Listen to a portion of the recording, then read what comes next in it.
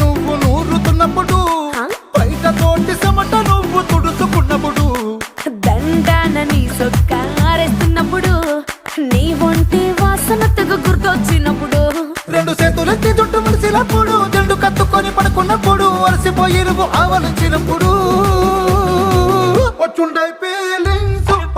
feelings వచ్చి వచ్చి చంపేస్తు